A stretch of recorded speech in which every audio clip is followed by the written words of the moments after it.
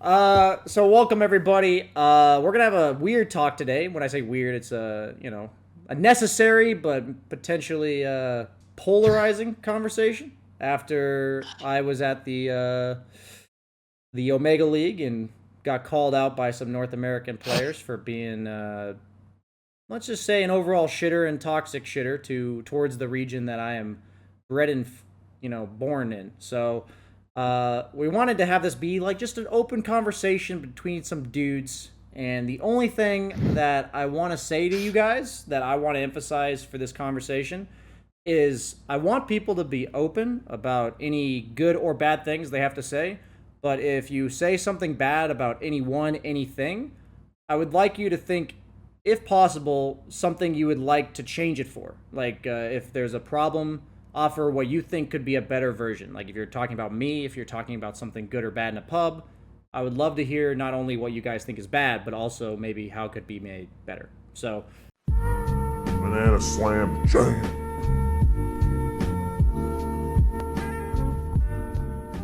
welcome everybody. Let's ignore all that. This is what, episode 4, monkeys? Is that correct here? Yes, I believe we Yeah. did 2 ourselves, and then Jenkins was the third. Cool. So we're back. Banana Slam Jam podcast. We got ourselves some special guests. How you doing, Gunnar? Good, living life. Played some Europe pubs today. I'm warmed up for this podcast. Nice. That's good. Good homework, sir. And Husky, you're looking a little stiff there, but how you doing? And now I just stole 30 MMR. Feeling great. Feeling Was it nice. you or Arteezy that stole? It was. I mean, come on, man. To be fair, you did.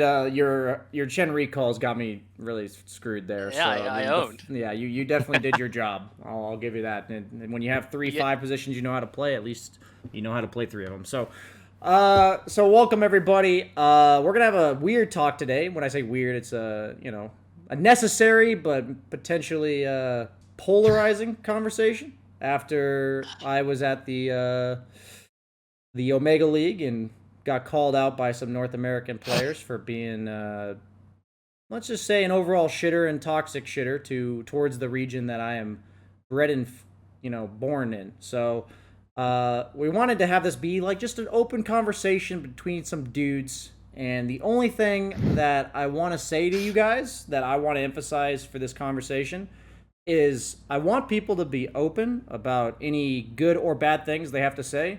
But if you say something bad about anyone, anything, I would like you to think, if possible, something you would like to change it for. Like if there's a problem, offer what you think could be a better version. Like if you're talking about me, if you're talking about something good or bad in a pub, I would love to hear not only what you guys think is bad, but also maybe how it could be made better. So that's the only thing I ask, but I do want to encourage that you guys are allowed to absolutely flame the shit out of me. You're allowed to flame the shit out of anybody or anything you feel necessary. So I want to start this conversation. I'll ask Gunnar first, then Husky, and then Monkeys, because he's third most important here. What do you guys think True. about the state of North American Dota as a whole? Like the pubs, the competitive scene, good, bad. What do you think, Gunnar? I feel like it's better than, at least the competitive scene is better than people give it credit for. In what way? Are you talking about the caliber of players? Like I think Quincy is a really good team. Okay. I think the pubs for like NA to EU aren't crazy different. I think it's just like Europe has more time for that, like acceptable pubs, and NA has like a slimmer time. But I think like NA has less players, so you can get actually higher MR games in NA than you can in Europe. Like Europe, I'll get only like 5 good players, quote unquote, and NA I can have like 9 or 10, like multiple times a day. Okay. So I don't think it's as like one-sided or the other. Yeah, I've heard similar stories from Monkeys, so being that you guys are on the same team, I would expect something of that nature. Anything else before I hand it over to Husky? No, I'm interested in Husky's answer. Yeah, go ahead, Husky. Give it to me. So I was curious about your main premise when it comes to pubs, because originally you said that you had 0 games where no one didn't try their hardest, right? Is that what you're still? I said saying? like I said about 3 or 4 during the entire time I was there for the 45 days. Okay. Because I mean, I've compiled a collection of clips throughout the last 2 weeks alone of people on Crit stream, Weehaw stream. I had Waga talking about how every day is people ruin their games. And my opinion is that NAU pubs, you get game runners like consistently on both servers. Like I feel like I have people break items every 5, 8 games on both servers consistently. I feel like pubs are just pubs. They're absolute garbage wherever you go. In China, they have literal paid acting like gangs that will hold your games hostage for money. That is true. I remember. Pubs are actually just terrible. That's a hot take from Husky. You want to keep going? Hot I mean, take. if it's a hot take, I'm curious what you have to say. Like, So I am curious. yeah, I'll respond. I'll respond appropriately to whoever's giving their points at a given moment. Sure. I would say that. So for me, what I've already noticed coming back to NA, and I obviously this is something I was experiencing for about a month and a half straight, and then when I came back, I get to truly feel the stark contrast, just because I hadn't played NA for 60 days or whatever. My biggest thing about EU pubs in comparison to NA is the like call to action between most players. I feel like very few games there was maybe 5 players ever that I had to like beg them to do anything. Like maybe they weren't playing well, maybe they were being super toxic, they were being shitty. I had people move command follow me every now and then, like that kind of stuff. I get that. They were flaming me because I'm from NA and calling me trash, my own teammates. But in NA, even when I got back, the majority of the games, like when I say majority, the majority of bad games, so like maybe 30 to 40% of games total, it doesn't feel like anything literally happens in the game. Like it feels like one team gets ahead by 1 or 2,000 gold sometime in like the first 10 minutes, and then they get a 10,000 gold lead by 25 with no team fights, and the game just ends. Like the team that's behind just doesn't attempt to do anything. Like they attempt to just farm their way back, and then if that doesn't work, they lose the game. So for me, it's like I could chop it up to maybe it being knowledge of the game. I could chop it up to whatever, but I definitely I've heard mixed opinions. I know EU games can absolutely be trash. I don't think pubs in general are good, but I cannot be convinced otherwise that efficiency of time spent playing games in EU, I learned so much more per game over the course of the time I was there than I do in North America. And it's majority. Go ahead. For sure, right? Because you have a much larger player base there. So for every top 20 NA players, you have triple that amount of players or so. So on average, you're going to have better overall quality games, right? Which will lead to better practice. Unless you're arguing that the lower ranked players are just higher skilled than the lower ranked players in NA. I'm arguing that in NA, I would say a large majority of the top 150 players, like at least enough to have 1 or 2 of them in every single game, would they're players that you just can't stand fucking playing with, and they don't want to do anything. Like the minute their lane goes poorly or something in the game doesn't go the way they want it to go, they just mute their mic, ignore everybody, and hit creeps until the game ends, and then you probably lose. So something I'll say to that point is that I think that problem that you're talking about, BSJ, mainly comes from lack of player base in NA, because in NA, like the as Gunnar or Husky just said, I actually don't remember. Monkeys hasn't been listening to a word you guys said. Continue. The super or like the players who actually understand competitive movements and competitive ideas and stuff are much more limited in North America, and I think part of the reason why pubs get as bad as you're making them out to sound is because honestly, there's a lot of people who just dislike each other in this region, like just straight up. I'm sure any of us could name at least 10 players that we just don't enjoy playing with at all in the slightest. And when they're on our team, it just I mean, maybe we don't necessarily actively ruin games because we get them on our team, but there are definitely people who they see me on their team and they go, oh well, Monkeys Forever is on my team, better go break my items now and make his life as miserable as possible. That's definitely a mentality that is cultivated in NA for quite a long time, and I personally attribute that to lack of new players, basically, which I don't necessarily have a good solution for, but It's it's the click mentality that you talk about, and clicks will always exist within any large community, right? But the problem is in NA is you get the same 20, same 10 players in just about every game, so you can't really avoid these people. Like you have the avoid list, obviously, but you don't have enough slots for that shit. Like in Europe though, like there was one day I played Europe. And I had like 3 games in a row where I got the same group of players, and then every game they argue back and forth. And they hate like people in Europe have the same issue where they dislike other players, obviously, but you don't play with the same players as consistently. Yeah. So you don't have this issue where people they chain queue games, they just ruin each other's games because they hate each other so much. Like I've had it happen, I've seen it happen in other people's streams, but Yeah, there's you're and not I gonna know have there's that like the issue minefields, right? in Yeah. large. There's some game, and the next game you're like, I have to dodge this game, and I go to spectate it, and I see a guy have picked techies, and he's walking down mid, Yeah. and I'm just like, nope, I'm out of this cycle for an hour. I'm just gonna take a break, watch some replays or something. Like So NA, it's really frequent for that to happen. like so I know the player base is smaller, and I know competition breeds growth and all that kind of stuff. I totally agree with that. So a lot of times that I don't mention that kind of stuff, it's not that I don't mention it. It's like I kind of write it as a small side note because it is just the reality. I personally don't enjoy talking about that. It's like important to know that it's there and it has an impact, but it's something that's not gonna change. So like for me, I don't when I'm talking about this subject, I'm not telling you guys you're not allowed to talk about it or whatever. But I want to hear your guys' thoughts on What could be done? what are factors that you think affect the quality of play in North America? Do you think it's purely player base? And if that's the case, what you're telling me is it's hopeless. Like that's what you're telling me because we're not going to fix that problem. Like we're always going to have a tenth of the amount of players that Europe has or whatever, whatever the number is. And if that's the case, are we just accepting we're worse, which I don't think is Well, like a valued. Go ahead. I mean, I personally disagree that we will always have a low player base issue. I think there are definitely ways that that the scene can grow and prosper. I mean, as players, do you Dr- think we can change that? Is it oh, our job? to I change well, that? I mean, I don't think so. I think this DPC new system is going to help with that. I think these players, like Yeah. on the ladder that you see, who have never really tried to go pro, but they've been high rank, like RRL. I don't know if you know these people, but he's ranked like 20, but I don't think I've ever seen him try and play competitive. Like Baby B Kid, like all these random names you can think of. They probably don't think it's worth to try and go pro because like you can just go to school, you can get a job. If you're in the States or in Canada, it's like it's way safer.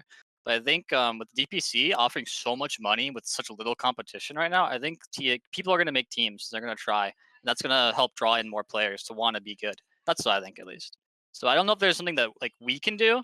I do think the stuff that I've talked to Jenkins a lot. We're pretty good friends, and stuff that like this, and, like what Jenkins does, and Game Leap and all these different you know content creating. I think this is really good for the Dota scene because Dota lacks it has been lacking it for quite a while. But so I think that's what people can do. But outside of that, I think it's mostly on Valve because they've never been much for advertising the game. They talked about making a new player experience, but no one knows where that's going. So It's somewhere. You'll find it if you look deep enough in the game Yeah. files. I'm sure. Sorry to interrupt. Continue. No, you're good. But in terms of I, you're saying like Europe, like NA is still behind Europe. Like these PPD in-house league games, there was one week where I mean sometimes the games are low quality. You get like random mix of skill levels, but there's some games where it's like actually just 10 pro players. We had one night where there was like 3-4 games in a row where there's all pro players. And the games are like they looked like Europe games. It looked like 5v5 running at each other in the mid lane to take the mid tower mid center. It looked like what you see in European pubs or European competitive games. It's not that NA players want to play slow. There's just so few of them that know how to play fast, that know how to make good moves that you don't see it in pubs. So That's like, just my opinion at least. when it comes to NA pubs, I'll give a perfect example. From yesterday that I experienced. I'm not throwing shade at Bulba, but I had a carry player that was terrible. Let's just leave it at that. Their performance was below average. I think they're probably a support player. And Bulba said to me, BSJ, you built items that were too selfless. You should have tried to carry the game on your own because you can't trust players on this server to carry the game. And I genuinely feel like that mentality is a big problem. Like, I think that the average player in NA is encouraged and almost forced to some extent to play way too much for themselves because everyone just is convinced everyone else sucks and we can never trust anybody else to do anything correctly in the game. And I personally believe it's better to like know, okay, I look at my heroes, I look at their heroes, and I think what is my best What can I do to best help my team, or maybe best hinder the opponent team, and how do I fit into this game? And I'm just gonna hope my teammates do their job because this is like a team game, right? So, what are your guys' opinions on that being a good or bad thing, or even an existent thing in NA? I feel like it happens a lot where you're just like, I feel like I can't trust my teammates to do what they're like. I can't trust my supports to buy detection. I can't trust them to ward. I can't trust my offlaner to buy aura items or items that help the team. I can't trust my mid laner to make aggressive rotations. I can't trust my carry to not sit in the triangle. Is that a good mentality? Like, is that something that don't you think that could change? It's terrible. Are you saying you have that mentality or no? I don't have that mentality. I feel like I used to. I really used to. And I feel like recently I've kind of just accepted, even if I lose pubs because of it, I would rather try to do what I think is best for that individual game. Like, you called me out on it last week. You messaged me saying, don't you think as Nature's Prophet you could have built more utility items and we could have won fights in the mid game rather than building the Orchid BKB? And I realized, I'm like, yeah, I guess I kind of just relapsed there a bit. I kind of just didn't trust my team. I had a really bad experience prior that day where I built those items on Nature's Prophet, and my carry just went in and died like 3 times in a row. And I'm like, well, I guess we lost, guys. So I was like, I guess I have to carry this game. And so I know we all know it exists. I know we know it's not exactly the best mentality, but is there a way to fix that? Like, as a region, as like a player base, as like, you're all players at the highest level of the region, Well, I'll say, did you see the Arteezy tweet like a week ago or 2 weeks ago? I did not see it. What did it say? He said, I have the tweet here. It says, in Dota, the top 3 in air are like 20 wins off rank 4, and so on. It's free loses unless you queue in the time where everyone queues. I'm just bored because it's gotten to the point where you're essentially just practicing how to bait your teammates to make the gold XP in 1v5. So I was like, he's like rank 1, right? Right now? And so he's agreeing that he basically has to 1v5, he's saying, to win these games. I mean, if you want to win pubs, that's kind of what you should do. It's about whether you want to win or you want to improve. And you've gotten to the point. I think I've gotten to the point. Even Gunnar just first picks his hero every game, where they just want to improve because we don't care about MMR or whatever. But most people, like, they just play ladder all day, so they want to win. They want to get high rank, and that's the best way to do it. Like, I've even seen Puppy do it, to be honest. I'm sure it's not a strictly NA thing. It's definitely not. Like, I've seen Puppy where he'll just go on Furion spams and he'll just buy like carry items like consistently. He'll buy like Orchid Desolator, like Shadow Blade, and just rat the entire game. When you could definitely go more team fight builds, but that's just how you win like really shitty games, especially. But so I want to be clear. All the things that are like a problem with NA, I don't think it's like only NA. I just think it's worse in NA than it is in a lot of other places. So. And it's also the region we're from, so I'm tempting to say, well, this is something that could be made better. And I talked about in my video that everyone like talked to me about afterwards, that I realized I was being a bit harsh and also pessimistic, and also just it was like from a source of frustration for me. And a lot of the big topic that I would like to ask you guys is, for me, it feels like there's this atmosphere of expecting somebody else to fix what's going on in the game. Like, if the game's wrong, it's kind of just like, is somebody else going to do something about it? There's very little like initiative that anyone takes. There's very few players that in the NA scene that I can trust at all to say or do anything. Like Gunnar, you're one of the few core players that actually makes call outs. Like, why is that a thing? Like, why? I really do feel like that's a big difference. In EU, there was a lot more communication from game to game. Well, What? Or go ahead. in general, just like as a player, like even in competitive games or whatever, it's easier to make calls when you have a game yourself. Like if your game's not that good, it's hard for you to just be like to know like what you want to do as a play. And usually it's on the player that has like a good game. So like if you're in a pub, like if your offlaner is having a good game, but he's like the lower MMR player, he doesn't really talk that much, like in theory it's supposed to be on his job, and other people can recognize that, but I guess it's hard for you to like point that out, because even though you might be like the best player on the team, if your game's hard, it's hard for you to like make the calls to like do stuff. Something I want to say on that front is, as far as communication goes, I feel like at least in this region, there how should I put it? the players that we do have in this region, that like the good players or whatever, the people who have competed or are currently competing, they typically don't talk in pubs unless they also have other people on their team who like understand how to quote or how to communicate competitively, basically. And I think there's kind of a disconnect between pub players and competitive players where the pub players don't actually know the correct things that they're supposed to be communicating or how they're supposed to be communicating it, and like the direction that they're supposed to be making calls, or like or how they're supposed to get their team to like do the things that they want them to do and stuff. And the reason I say that is because before I joined, I want to say Complexity back in 2016, before that team, my my cons are actually quite hectic because I truly never had like any competitive player talk to me about how I should, you know, uh, concisely communicate things in game.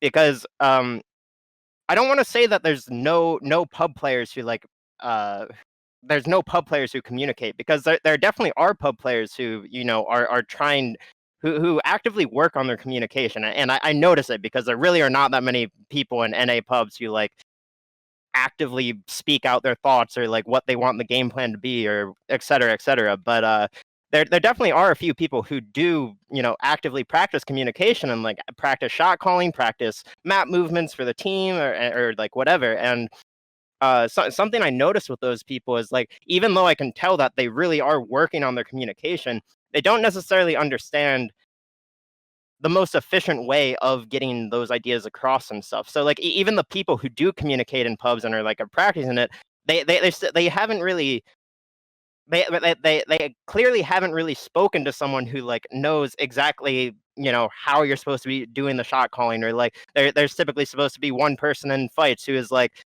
calling targets on like on what hero the team should focus and stuff like that.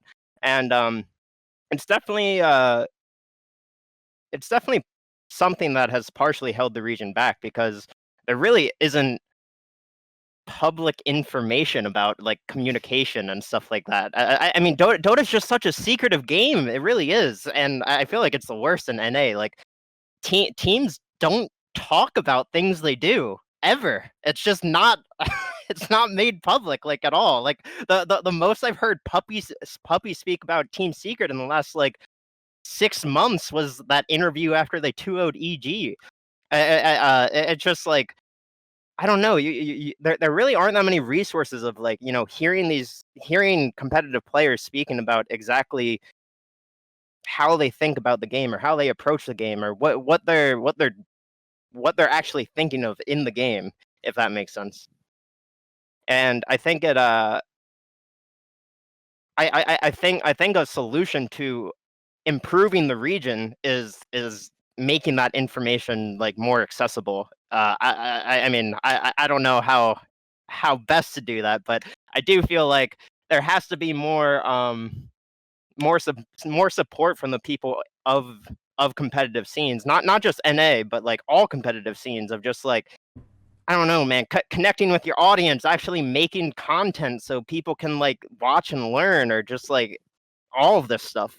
I don't know. I think Dota is so lacking when it comes to information and just content in general, Okay. for people who want to improve. Which obviously you do a ton, BSJ, but like, Thank you. I Well, that's like, so that brings me into a topic that I definitely wanted to bring up during this, was that a lot of the ways that I envisioned something like this getting better, like the overall quality of the region, is it has to come from a select few people, and a lot of it would have to come at the expense of themselves. Meaning, like, if a professional player gives this knowledge to other non-professional players, it's kind of like a poker player teaching another poker player how to play cards better. Eventually, you're going to play against that guy, and he's probably going to take your money more likely if you teach him something.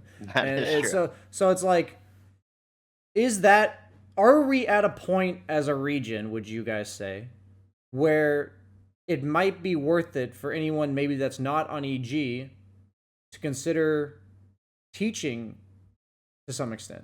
Like, is it worth sharing that knowledge? Are we at a point where we're worried about the livelihood of our scene in terms of being able to make a living from it, being able to compete with other regions where we need to do that? Hey, feel free to think about it. So are you asking like purely just an A, or like why only an A and not like why can't a top Europe team?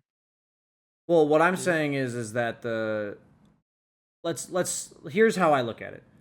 Is that if you're on EG or you're on OG, Secret, Liquid, Team Nigma, these guys have absolutely no incentive to change anything. Like in terms of their own, livelihood from the game, how much money they're making, the lives they live, all that kind of stuff. But I'm saying if you're like basically not EG, where, there's no other team in the North American region right now with a steady sponsor, at least as far as I know, with like a team house and all the works. Is this a point where I'm mentioning NA specifically because, like, if you look at the second best team not being sponsored, is that a situation where we should drop our own potential? Like, are we in the situation where we have to forget about if it could hurt us at all and say we have to do stuff that brings this region up? Or is this like just you think this is something that will never be worth it for players? You know I what I mean? mean, I'm of the opinion that better competition just makes you better as a whole.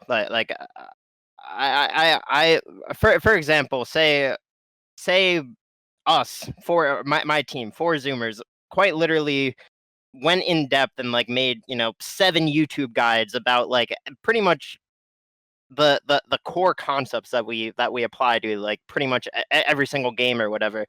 Even if we did that and that information was out to the public for like 2 years or something, and people actually watch that, use that information to improve, apply, etc. We still wouldn't actually see immediate results. I would say like I mean the concepts of competitive Dota, like it takes a while. Like you have to retrain yourself. You have to go through the motions. You have to actually like make your brain think in the way that you need it to think in game. And if it's not thinking in like the specific way that you need it to, then it's very difficult to like consistently do all the things that you need to. And anyways, my point is that assume like in theory, say my team did that and then made YouTube guides, like our entire way of thinking about the game and our style of Dota is what would probably evolve so much in the 2 years that it would take other people to like really grasp everything and like actually apply it and everything, that like we would already evolve our team and our ideas like so much by the time that like people would or sorry, up and comers would be able to understand all of our content. Obviously other teams, they would like look at what we consider staple ideas and just be like, oh, okay, this is what Four Zoomers is going to do. This is how they think. Sammy Boy's going to be on Ancients every single time, or stuff like that. But like, Giving away her trade speakers, man. What the hell? What the? oh, she doesn't do that shit anymore. Yeah, anymore. If this was released a But few months ago. that goes to my point of just like like players are constantly evolving and changing. So like even if you are giving like kind of giving away quote unquote your secrets or your ideas or whatever, like it's still I don't know. It's more, in my opinion, BSJ. I do think we are at a point that like we do have to make more content and just be more open Inclusive? or whatever about our ideas, because again, Dota ideas are constantly evolving, and like Dota in general is just rarely a stagnant game. Like you don't just like hit a point in Dota and go, well, this is my peak. This is it. It doesn't get better from here, because if you ever think like that, you're done in the competitive scene.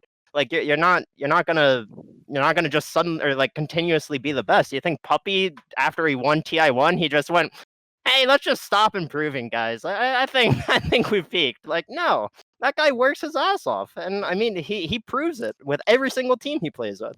That's the hard part, though, right? Because it's constantly changing. So, like, if you learn something in a new patch, you don't want to give that information away because you can win Yeah, games and tournaments off of that information. I think that's true. the So like after like TI and stuff, like 6 months later, there are like guides from like No Tail and Tops and all these people. Like they talk about these ideas they had from like the previous patch. They're not really relevant anymore. I think stuff like that is really useful because it gets you into the mindset of how to think about the game. I think Yeah. general concepts need to be taught so people know how to think critically about the game. I don't think specific ideas relating to a patch should be shared, but I do think general ideas of how to play how to play the map, how to play the game, how to think about drafts. That's the kind of stuff that more players need to learn. Yeah. Or more players need to share, I guess, so more players can learn. So, like, as you guys being on, like, four Zoomers, like, I ask about this because you're probably the only new team that's come out of the works in the last 3 years for North America. It's not necessarily that you guys are all new players. Sad Trumbo. So, yeah, some of you guys have been, floating between other teams, and I guess my question would be like, would you agree? Okay, I already kind of asked this earlier, but you say the NA competitive scene is better than it's given credit for. Quincy Crew's a really good team, all this kind of stuff. But until the DPC starts up, are we just fucked in that regard?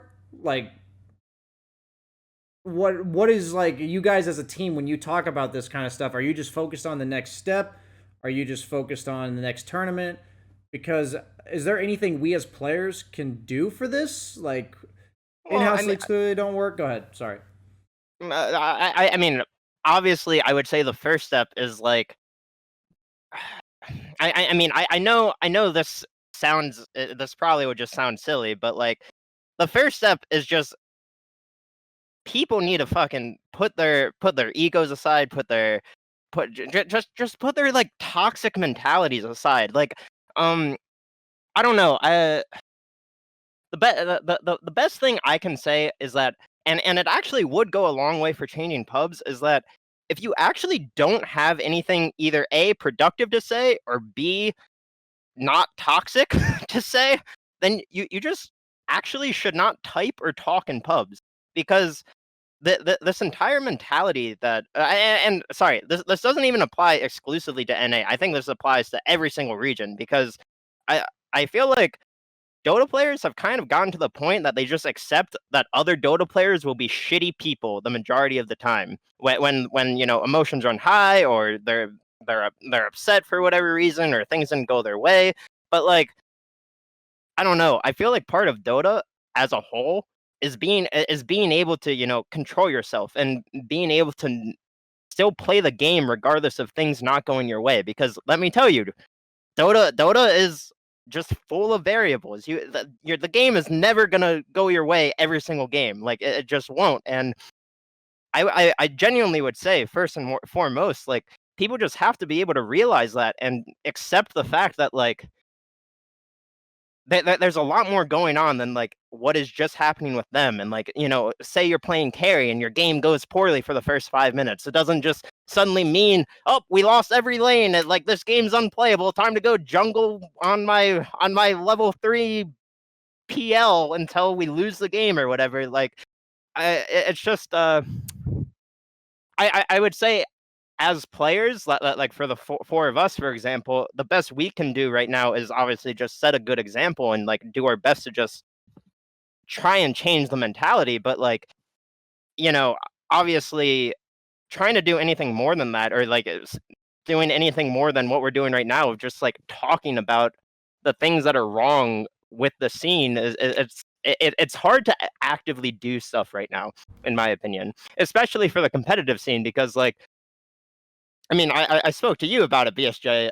We there's just no money in the scene, like, at all, in North America specifically. I mean, I'm sure, or South America as well. They have a short end of the stick. I don't quite know what Southeast Asia's current circumstances are. I actually, Husky knows Southeast Asia way better than I do, so he would be able to say like how their scene is doing, like prize pool wise and everything. But like, to be a competitive player in North America, you actually have to be psychotic to want to compete in this region.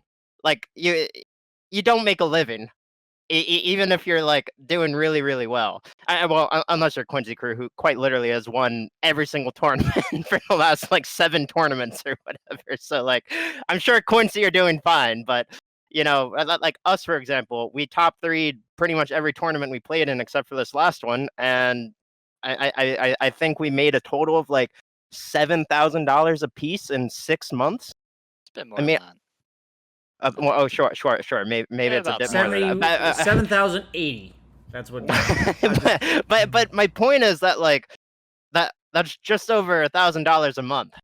Like, and you guys are of a and- very respectable quality as a team, right? Like if you yes, compare yes, yourself to exactly. other regions, Like you have to be psychotic to be doing this. I mean, obviously, my team or our team, like we're in it for the long run. Like we want to go to DPC, or we want to go through the DPC season together. We want to like get a sponsor. We want to get to a team house. We want to work our asses off so we can get even better than we are right now. But not everybody has the luxury that we have, obviously.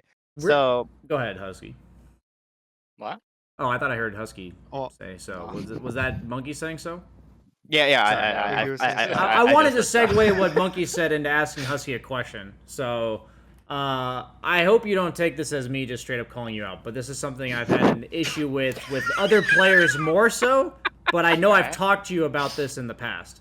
Sure, So let's hear it. I think there's 2 types of toxicity, right? There's the players that Monkey said, they have a shitty lane, and then they just bitch at everyone the entire game. They just go hit creeps until the game's over.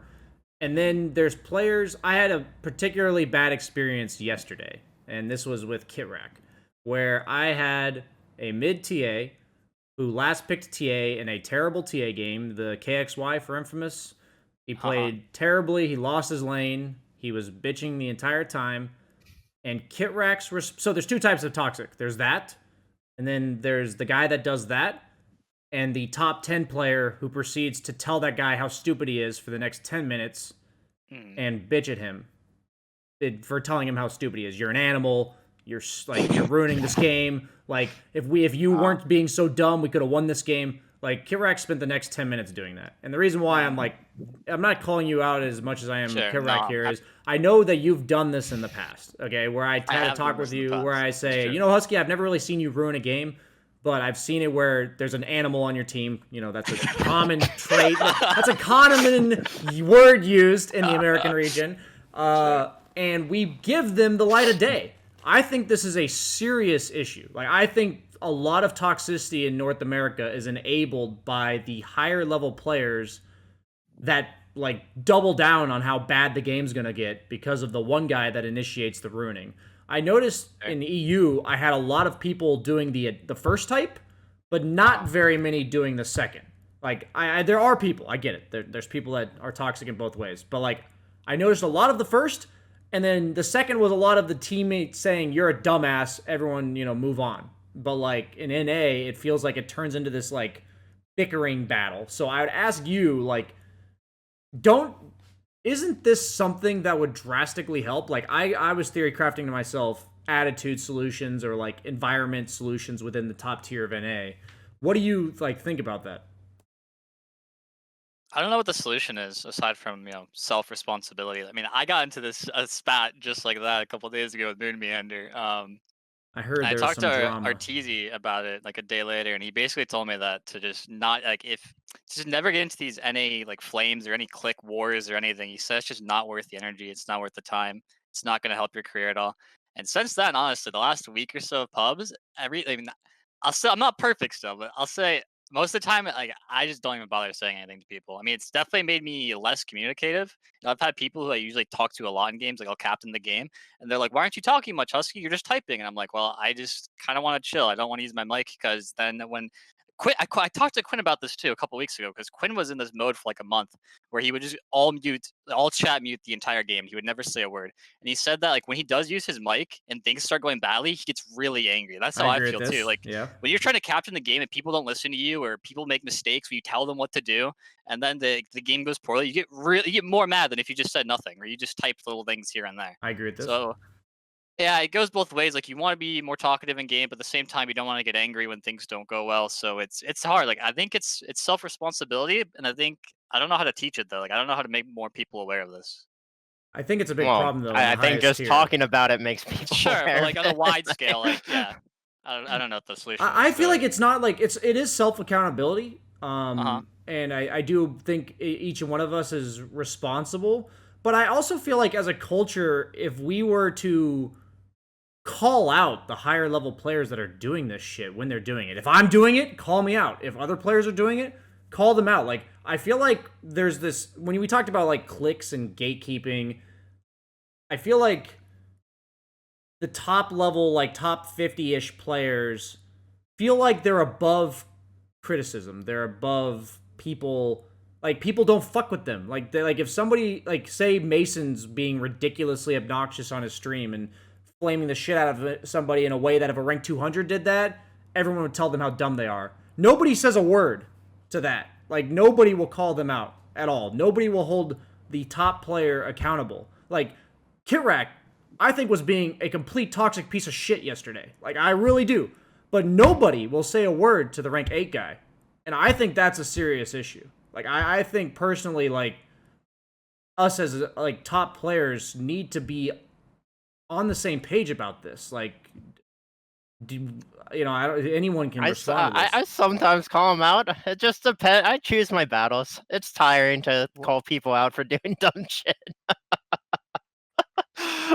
But like, but the would you agree that like that clicky like there's some people that are just above this whole criticism? Like, isn't that fair? I mean the mentality is definitely there for sure. Like to an extent. I kind of just I need to collect my thoughts. Go ahead, Yeah, Gunnar. go ahead, Gun. Well, I was gonna say like I don't just calling people out isn't enough to like change their opinions or their minds. Like I've done this before where like there's high more players. I don't really want to name people and like, name and shame or whatever right now. But I just did it. You can do it too. well, I won't BSJ. So I've played with players and they're like respectable players. They're like professional players, they're on like top teams. Or they've been like top 10, whatever. They've been to lands. And they'll like give up on games and you just like you call them out for it and they just get mad because they say the game's over, there's no point in trying. They're like because in their mind, in a real game, if the other team was good, there's no way for them to lose the game. Right? Absolutely. It's an I think that a unlosable lot, situation for the other team.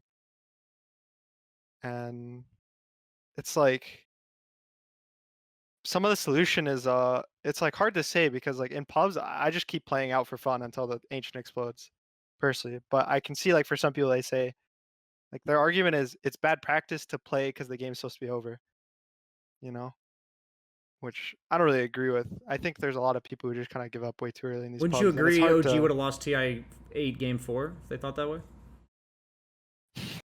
Well, I'm sure if you're at TI, you're not going to give up to ancient explodes no matter what. But do you think they just sure. like that's the first time they've ever thought that way? Like, don't you think that that's like a trained skill to come Yeah. back from those type I of mean, games? like for our team, like we'll play like games or scrims or whatever, and like if the game gets really bad, we'll actually just be like, all right, boys, let's do what we can to make this game fun. And we'll just try to like, especially we play like best of threes and stuff, and in game one we're losing really bad, and we'll just be like, all right, guys, we have to laugh so our mood's good for the next game, and we'll just like do a bunch of dumb shit. We'll smoke killer 5, just like make the game last 20 minutes longer and hold mega creeps for no reason. Like we're like maybe we have a 1% chance of winning, but we'll like at least have a good time. And like we make sure we're all like smiling for it and we're not like annoyed. It like puts us in a good mood for the next game. And like maybe that 1% happens that game and we actually win.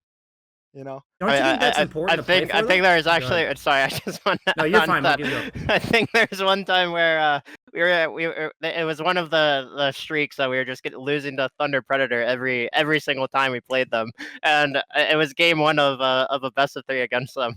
And literally, we were like 2 racks down at 22 minutes or something, and Gunnar just goes, "All right, 5-man smoke, kill Woo Dota, and then leave the game, everyone."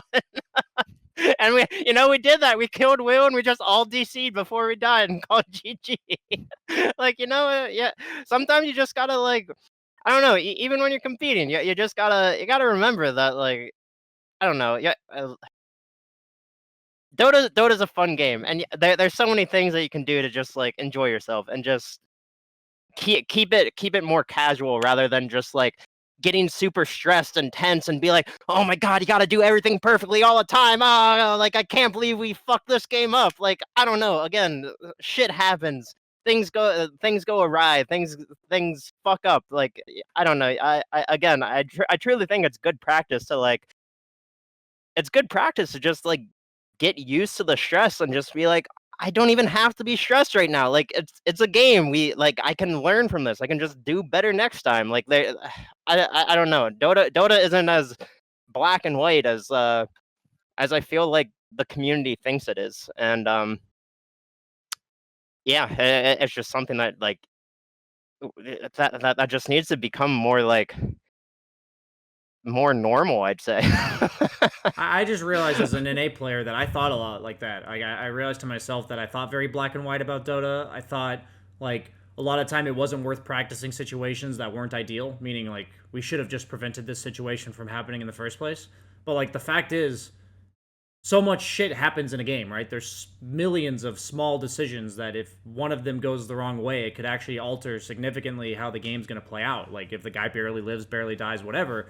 And I've realized for my own self that just whatever situation I'm in, accepting whatever's happened and saying, what do I think is the best play from here? And I feel like that mentality is really hard to have be common between like five people in a Dota game. And I personally think it's the most important mindset that would help NA be a better region. I personally think if we could just convince top players to just try, like when I say try, I mean just like, what's our one win condition? Go for it. You know, like there were so many games in EU that were like, we had 1% chance to win the game, and my team's just like, let's smoke up and get them. And I was like, okay, I'm like, fuck, I don't think this is gonna work. And it worked, 1 out of 100 times. Like, it did work once or twice the entire time I was there. I feel like that attempt doesn't even occur in NA hardly ever. And the biggest thing for me there is, like, I don't expect to win these games. I don't expect to, I'm not upset about this because I feel like there's wins being taken away from me. I'm just upset because I feel like that's a big portion of the game. I feel like after it's been brought to my attention, this is a large skill that's a very important, especially in competitive, where if players are of equal skill to you, there's a lot of times that random shit's going to go wrong and the game's could go either way. And you have to be able to know how to play from both sides of the coin. So I think you mentioned it already, and I guess like, Husky mentioned it. He said when the team's being toxic or people aren't listening, it's really hard to want to talk. But I think what I would how I would respond to that would be, my mentality's been, the communication, I agree. It's really hard to talk when everyone's being toxic. But I like to think to myself, what can my hero do, if anything? If all my hero can do is sit in base. I had a hilarious game the other day where I was Necro. We had the shittiest lane setup ever, and our only farmed hero was Terrorblade. And I was like, I think I just have to sit behind my Terrorblade. I have a mech, and I just have to follow this guy. I literally, almost move command followed him while he was farming, because I couldn't do anything else. Like, the whole map was dead. They had Lion, Slardar, nobody's playing alone. They're all going to die. And they just went on my Terrorblade, and we killed them, 4 times in a row. We didn't win. We didn't win. Don't get me wrong. We did not win this game. But I was like, I think my only thing my hero can do in this game is this. And so I feel like, would you agree that a lot of people use the excuse that when people are being toxic, I can't communicate, to kind of just forget what they could do as their own hero? Like, I feel like a lot of people kind of scapegoat that. Does that make sense, what I said there? Well, I mean, I'll just say what I do when people get toxic on my team. Like, I mean, and not to even pretend that I'm perfect either. And I know everyone has said this so far, but I can definitely be insanely fucking passive aggressive in pubs, and I know it, and it's something that I've also been working on over the past months. But typically, what I do now when people are toxic, I just have a zero tolerance policy. I just mute them, and I just go, all right, if that's just the way you want to be, that's the way you want to be. Like, I just have zero time in my life for this shit. I do not want to waste my time being angry or upset or stressed because of other people just not having a good grasp on the way they handle their own shit. So I just mute people that are just shitty people, and I avoid them if I need to. I like whatever. Like, how do you approach the game moving forward from there, though? You've now muted this guy. Like, what's your? I mean, you mute them, and you just continue communicating to your team, like, what you think is the best way to approach the game, obviously. And I'm not saying like you have to be able to do it 100% of the time, and like you have to be absolutely flawless, but like, if you work towards being able to apply those steps in games, like you will get better at it. And like I mean, honestly, one of the most frequent questions on my stream is like, monkeys, how do you not tilt, like, or like ever, like ever. I definitely tilt on stream, don't worry. But but like, people ask me that question all the time, and I mean, I've been working on this shit for the last 6 years. Like, it's not like I just suddenly played Dota and I'm like, yeah, let's go get them, guys. Yeah. Like, I fucking actively worked on this, like, really, really hard. And it's a lot of effort. It takes a lot of time. But like, if you know this information and like you are trying to apply it to your games and your pubs and the way you communicate and everything, like, you will start seeing a like improvement and differences, and like you'll get better at the game. You really will. Has he bled off on either of you two in this regard, Gunnar or Husky?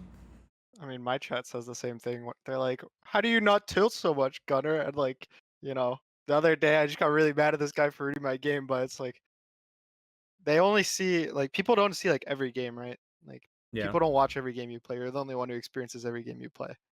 So like, they might only take the positives or the negatives, like, and there's players where you might only see them play their bad games, and it's hard to like judge players based on one game.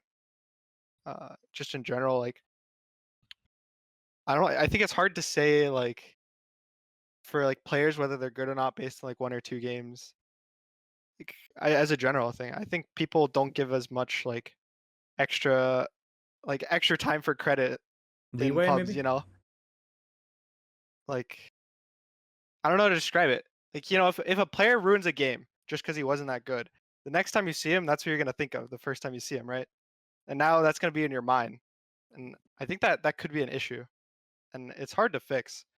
Like, I know there's people, if I see them ruin a game on my team, I'll just avoid them, and I don't want to play with them for the next. When you couple say weeks. ruined, do you mean they played poorly, or they like like they were so toxic, the team lost? Probably both. Most of my list is both. Do you not treat them separately, like in your mind, like when you think of these players? If they're just toxic for no reason, I just kind of mute them and I move on. But if they're toxic and they're ruining the game by being toxic, they're like, this game, I want to go AFK. I don't want to play this game anymore. Or they like, there's like players who like are ranked 300 and they just like, I had some guy who's ranked 300 and we had, I was on the team and some other like, top 50 core players on the team. And he's like, life's too short not to steal mid. And he just like first picks SF. And I was just like, well, okay. And he ruins that game. And then the next game, I avoided him. And I was like, considering maybe that avoid was worth it or not. In the next game, he has Arteezy on his team. And he first randoms Wraith King. And now Arteezy goes offlane. And like 10 minutes of the game, Arteezy's like, yep, y'all can go throne now. This is a good one. That was Madara the Immortal. You see, I well, remember that game. So we laugh about this, but isn't this shit like unbearable as a Dota player when you play consistently throughout the course of the day? Like, I know honestly, I laugh too. Like, I think that shit's hilarious. I think that's a really funny story. But to be real, isn't that like horrible? That's like even considered allowed or like realistic that it even happens in our game, or do you just think nothing of it and move on? I mean, I think of it somewhat as a casualty of war for like playing pubs. Like, you have 9 random players that you can't control. For me, one of the things I always think of myself when I get mad is like, there's only 4 extra people on your team and 5 on the other team. I say So this if there's too, one yeah. game ruiner in the cycle, there's a higher chances on the other team. Yeah. And, it's like, I mean, personally, if that just wouldn't happen, that'd be great. I'd enjoy pubs even more. But it's hard for me to just be like, yeah, this will never happen. Like, this is intolerable because accounts are free. People have like 10 Smurfs that they just will play on random Smurfs. They'll jump Yeah, accounts. people. No one in specific. And No particular players he's calling out here, guys. you don't know who I'm calling out, and it's hard to be like, you have to stop, because there's people who get banned for like 6 months of those accounts. They just hop on their necks, they just queue it up again, they just play these pubs.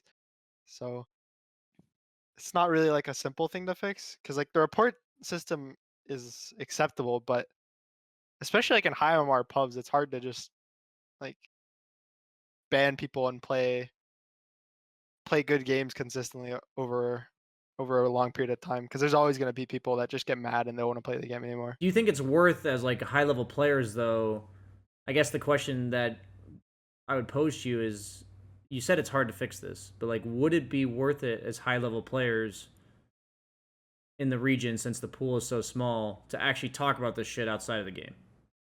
Like having a closer knit community in some capacity, some way that, if it were possible, this is obviously theory, but if it were possible, do you think that that's something that could help or would be worth trying? Sounds like an in-house league. I don't know. I don't know. No, Yeah. but I'm saying an in-house league is where you're playing Dota together. I'm talking Sure. about where I think, just like anything else, in the workplace or whatever, you have to be able to talk to the people you're working with outside of work. Otherwise, you're always in this high-stress situation. I think if you only talk to somebody in a game of Dota, the average stress levels of a Dota game is like way higher than Yeah. us talking here, right? We're all calm, we're all like composed. Do you think that having potential avenues of conversations like outside of Dota games could be helpful? Well, I agree that the like talking in game of Dota is like way more stressful. Like I played a pub today, and I had some like top 10 gyro as my carry. I think it was like GPK on his Smurf. And the game was really chill. We're winning the game, and we're like diving their base. And there's some fight where I have no TP, and my remnant's also cooldown, so I can't heal. And he got really mad at me for not like telling my team that I can't be in the fight and that I needed like someone to heal me. And then the game ends. We start throwing them, and he's like, "Oh, I'm sorry for flaming you." It's like the whole, when something goes wrong, you get like really stressed out. The game's played out, but then the second the game's over, that you won the game. You're like, "Okay, cool. I'm sorry. I didn't mean to flame you. I was just mad. I was mauled. What can you do?" Uh, so, but I also think it's not the simplest like way to get a solution to just have a talk outside of the game, because a lot of Dota players would rather just queue a pub instead of doing something that's Well, not Dota. we're not saying necessarily that this is realistic to convince players to do, Sure. but ideally, if we could get them to do that, just like taking care of, say, being in good shape, or eating right, isn't this something that like high level teams? You think Dota players do either? Well, no, of but those what I'm things? saying is, like, you laugh at it, right? But Yeah. like, why is it so accepted that we just don't give a shit about anything outside of the game of Dota? Like, isn't it somewhat important to have these things? Like, I think these problems are actually a strong contributor. I think the times in my life where I've neglected myself outside of the game, I'm a worse player. I'm more toxic. Like, I don't focus as well. I think this stuff's actually pretty important. I hear a lot of top level players, talk about the habits they've learned outside of the game. So during this talk, we've talked about like the NA mentality, the NA toxicity, the state of the region, all this kind of stuff. And for me, since I've, got called out for what I did get called out for, I've been basically trying to be in this like self-reflective, like, what is there, spitball ideas of what could possibly help.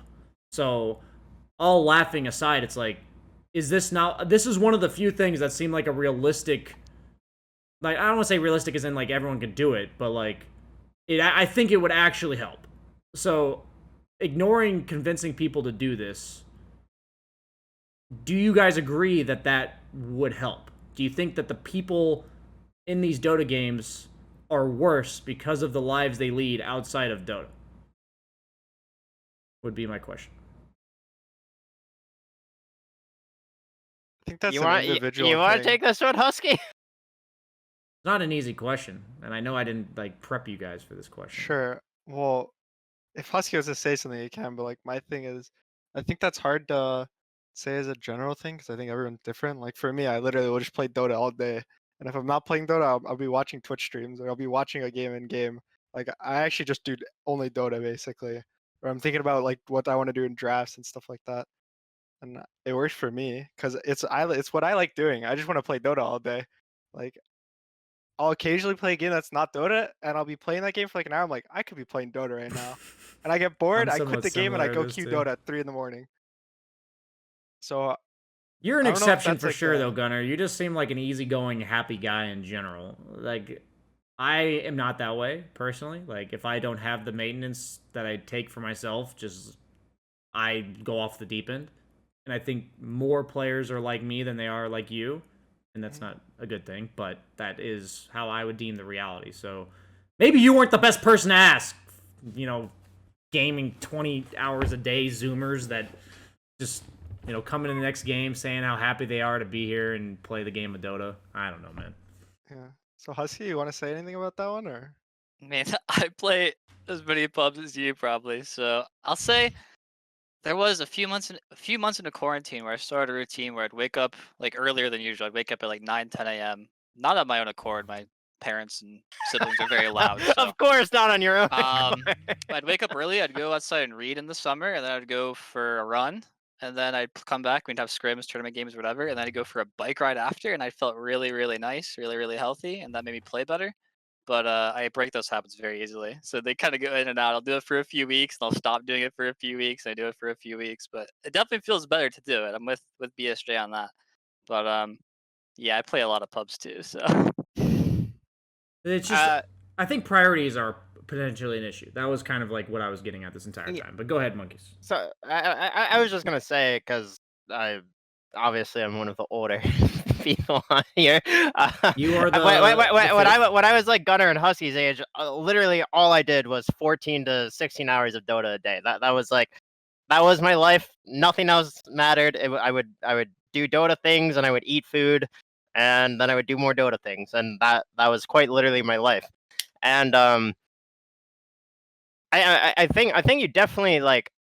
I mean, at least if you're looking to pursue Dota as like as a career or whatever, but like when you're young, sure, you can put in the hours that you need to like understand the game, understand concepts, talk to people that are better than you, just improve, watch replays, etc. Like whatever. I like if you're aiming to pursue this as a profession, you have to obviously put in the time, otherwise you'll never get there. But I think at a certain point, though, every person who, I mean, really, no matter what it is that you want to do as a profession, you have to understand there's a balance to everything. You have to be able to, take care of yourself while also being able to, like, compete at the highest level or whatever, or be able to do whatever you do at the highest level. Because, as soon as you stop taking care of yourself, it really does just affect your mentality in such a negative way. And like I'm sure a lot of people will maybe even laugh at what we're saying, but like you do really have to like take care of yourself first and foremost. I mean, for example, during this quarantine, there's like a 3-month time frame that I was doing like no physical activity or anything because I had a knee injury, and in addition, there was like there was just nothing open. Like I couldn't go to rock climbing gym, I couldn't play soccer, I couldn't go to a regular gym. So pretty much my only thing that I was able to do was go for a run in the park near my house. And again, I had a knee injury, so I didn't even want to go for runs. And in that like 3-month time frame that I was quite literally doing nothing, my mentality just got so fucked. Like I just started feeling worse and worse and worse and worse. And like it affects you more than you can possibly imagine when that type of stuff like happens to you. And it is definitely important to be aware of it and like understand yourself enough to be like, oh, maybe I'm not like really taking care of myself in this aspect of life, so like I have to like work harder there or whatever. But like I don't really know how to actively teach people that, right? Because that's something that I personally just learned for myself over the years, talking to other people and just kind of like getting ideas and just understanding the importance of truly taking care of yourself physically and mentally.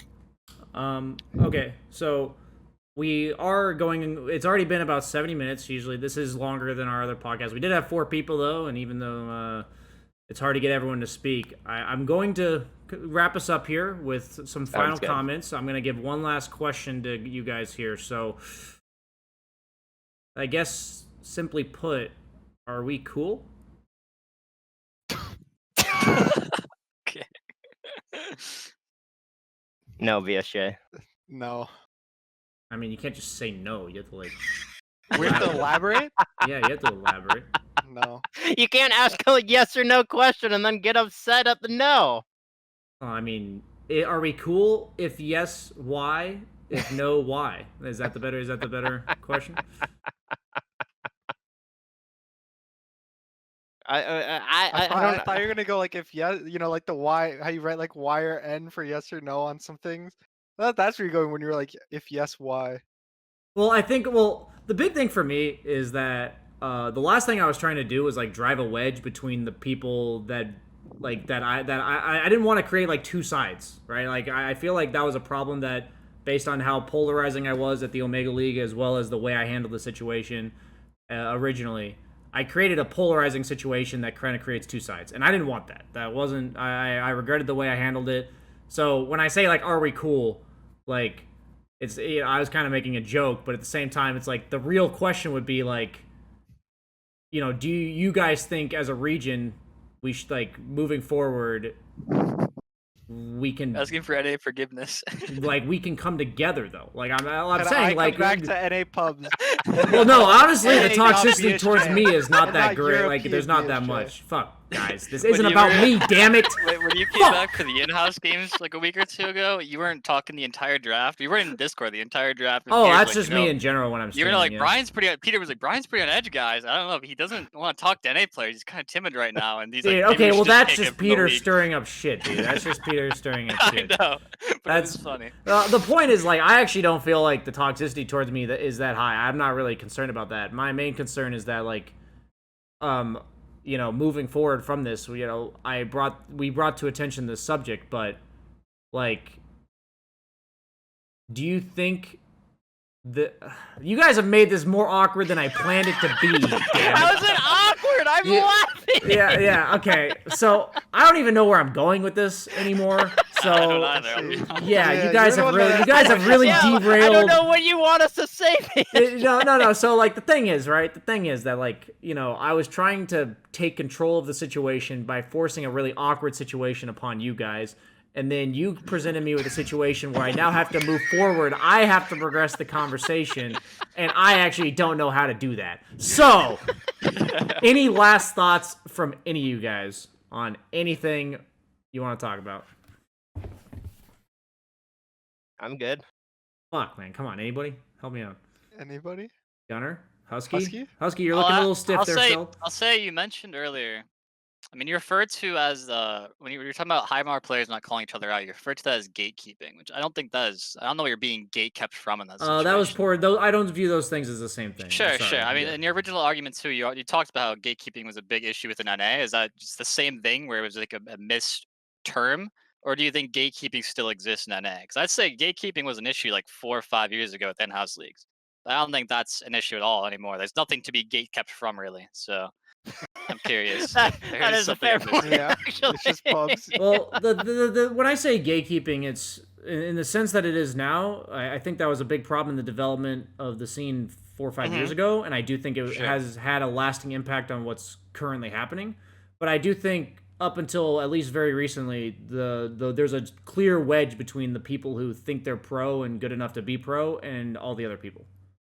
Like I guess when I say gatekeeping, it's not necessarily. It's more so in this case like clicks and more so like you're either one of us or you're not.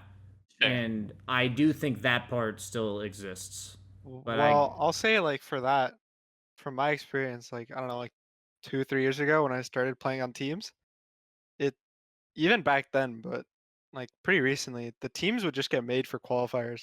Like there'd be some major qualifier, you make your team of players, you're like, we can win these open qualifiers, and if you win it, you get destroyed the next 5 days in closed qualifiers. If you don't win it, then you're like, all right, guys, we'll see what shuffle of players we get for the next qualifier in 3 months or 4 months or whatever. And I think that like wedge or whatever could be because there's not like a reason for teams to stick together, especially right now because there's so limited tournaments. Like Europe has a full like tier 1 tournament and tier 2 tournament going on like at the same time. There's like 16 teams playing in tournaments like consistently, right? I believe. And in NA it's hard to get the non-top, like we have what, like 4 teams in NA that have been consistent. Yeah. And like you said, we're like the newest team that's like a consistent team in this region. And that was mostly because like we started and we had like good results and we all like started with the idea that we're gonna stick together and we're gonna like play as a team. And I think it's the biggest thing about NA right now is giving, I think Monkey said earlier, it's like giving basically a non-top 4 NA team a reason to be a team rather than just playing pubs, hope you get picked up by one of those top 4 teams. So I saw my last question would be then I saw Crit earlier talking about how in pubs you're forced to choose between playing to win or like playing to be, but like playing to improve and playing to be like playing properly.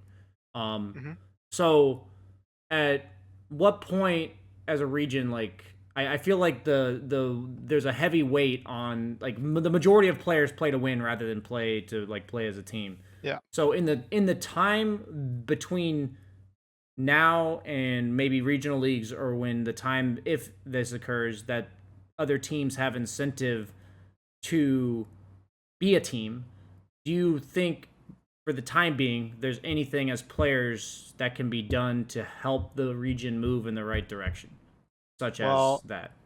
Like that point is like, if you're not on a top 4 team in NA, like if you're teamless, the only way, like the best way to be on a team is to be better than your respective role in one of those 4 teams. It's like the only way you'll actually be on a team right now that gets results and plays in tournaments. So you're saying the environment forces people to play like that and there's just no getting around that? I think right now with no ways for teams that aren't top 4 to Your have best bets to be a pro is to get as high in the ladder as you can, and then wait for someone to get kicked or injured, and then hope that you're the first you're their replacement. first choice. Yeah. That was like my mentality for a while. I mean, I do queue with Mew for a while, and my meme was I'm fear's understudy because if that guy ever has a hand injury, I'm hoping to get called up to active duty. And then this team formed, and yeah, it was just kind of random. So, but otherwise, that was gonna be my plan for the next. I was only gonna give it like another year because you can only do that for so long. Where you just play 12 games a day and wait around for something to happen. It's a really shitty mentality. That's just kind of the truth. Like I played a bunch of these like tier 2 teams, like not even tier 2, like tier 3 teams. Plays 2 or 3 years, and after a while, you're like the players don't put enough time into being like focused on Dota, and they're just not good enough to make it worth playing on those teams. It's really hard because there's no scene for it. There's no like tournaments to improve and play versus other teams. It's just blind scrims over and over and over, and no one knows how to actually actively improve because they don't understand the concepts that you need to know to improve at that level. So it's really hard. Okay, I agree. I do agree. I agree. No, it's like part of it's for me. I went through this like week or two of, damn, the situation we're in right now just sucks. You know, and like I think for everyone, it's important to like that you have that processing time or whatever. But I do think acknowledgement and then thinking of anything we can do. So a lot of what I wanted to do today was just hear anything you guys thought about. You know, what potentially could be causing this. I think that was pretty well thought out and talked about. But we also tried to talk about is whatever we could do to possibly fix this, like, or help in any way we can. So, you know, it's a tough subject. We're not going to come out of this with all the magic answers, but I do appreciate you guys coming on and having an honest discussion with me. And I'm sure, Husky, I hope you queue later tonight because I want my MMR back, sir. Just want to make that Think you can clear. beat me, Brian? That's crazy. Yeah, try to find a game when Arteezy's not finding and see if you can actually win a fucking game, piece of crap. Okay, thanks for watching, everybody. I'll let you guys go. Thanks for taking time out of your day, Gunnar and Husky, and I'll see you next week, monkeys. Good luck in your guys' games. You guys got anything this week for everyone watching? For the 4 Zoomers fans? Nope. We're eliminated. Well, that's not good. Okay, sign off. Cut it. We'll edit that in post. See you guys later. Bye. Just for the record, guys, if you do want to be a part of the podcast, we're going to be trying to institute more people submitted content. So we're going to be doing we have all that information on Patreon. I have a Patreon for my content, and then Monkeys and I have a Patreon for the podcast, where you can either support the podcast or look to pay a little bit more to have content of your own submitted to the podcast. If that is something that interests you, type !podcast in chat. You'll see the Patreon link there. Check it out. Don't have to do it at all. We'll do the podcast no matter what. We enjoy talking about anything and everything Dota.